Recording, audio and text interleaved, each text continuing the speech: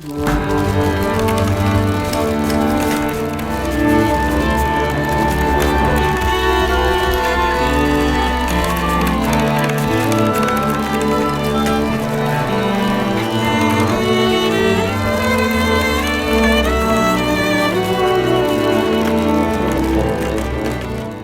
leur création il y a un siècle, les écoles d'art américaines de Fontainebleau attachent une grande importance aux instruments à cordes et à la musique de chambre.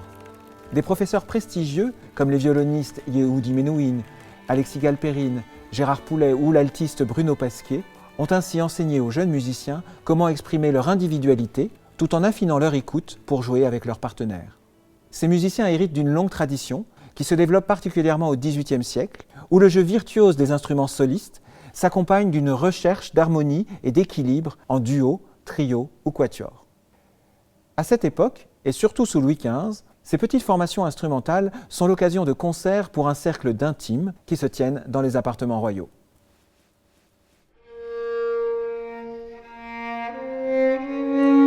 La musique sous Louis XV est surtout l'affaire de la reine, Marie Lesinska, que le roi épouse au château de Fontainebleau le 5 septembre 1725.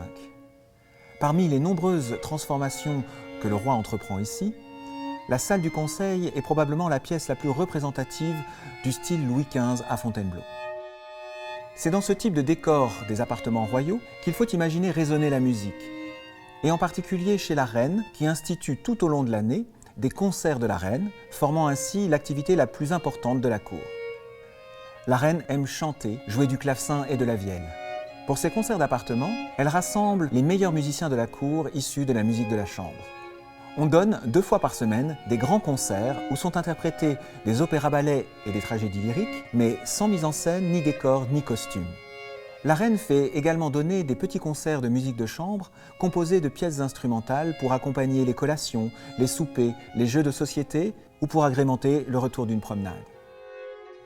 Elle aime écouter ces concerts d'appartement depuis sa chambre, les musiciens jouant dans son antichambre. La chambre et l'antichambre de la reine à Fontainebleau ont été complètement modifiées à la fin du XVIIIe et au début du XIXe siècle.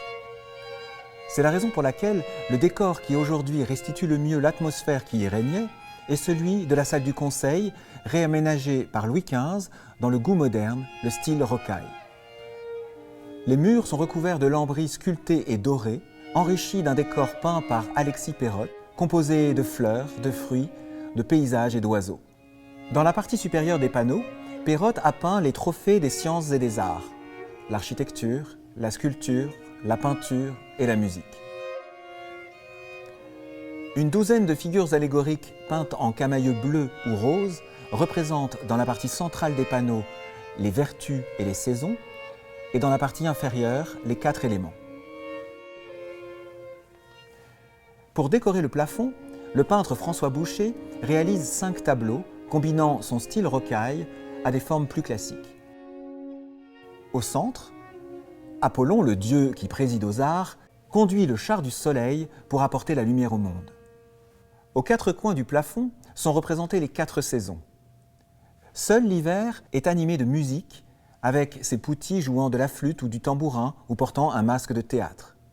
L'hiver est en effet propice au divertissement d'intérieur ou aux représentations en avant-première à Fontainebleau. Ce style rocaille qui cherche par ses formes courbes et sinueuses à illustrer le goût des plaisirs aristocratiques conduit les compositeurs à adopter de nouvelles formes mettant en avant les interprètes solistes et virtuoses. Leurs cantates et sonates, qui conviennent bien au salon, développent alors des lignes souples et virevoltantes. Et ce nouveau goût esthétique se retrouve dans la programmation des concerts de la reine. Lors de ces concerts, le violoniste Jean-Marie Leclerc dévoile ses talents d'interprète, mais aussi de compositeur emblématique de cette nouvelle esthétique, lui qui commence sa carrière en Italie en étudiant avec un élève de Corelli. Rapidement reconnu comme l'un des grands maîtres du violon en France, il est nommé en 1733 musicien de la chapelle et de la chambre du roi Louis XV, en même temps que son collègue et rival, le violoniste italien Jean-Pierre Guignon, de son vrai nom Guignone. Leclerc et Guignon jouent donc tous les deux pour tous les concerts à la cour, que ce soit à Versailles, à Marly ou à Fontainebleau. Au concert de la reine, Leclerc interprète également ses propres œuvres, ses sonates et ses concertos. Mais Leclerc est d'un tempérament fier, et en 1737, un différend l'oppose à son rival Guignon. Aucun d'eux ne veut s'abaisser à tenir l'emploi de deuxième violon. Ils conviennent alors de changer de place tous les mois. Guignon, beau joueur, laisse Leclerc commencer. Mais lorsque le premier mois est écoulé, Leclerc refuse de laisser sa place. Il préfère renoncer à sa fonction de musicien du roi plutôt que tenir un emploi qu'il juge subalterne. Les sonates pour deux violons de Jean-Marie Leclerc, interprétées ici par Stéphanie-Marie Degan et Rosarta Lucas, illustrent non seulement sa maîtrise de l'art du violon, mais également cette rivalité entre les deux violonistes du roi.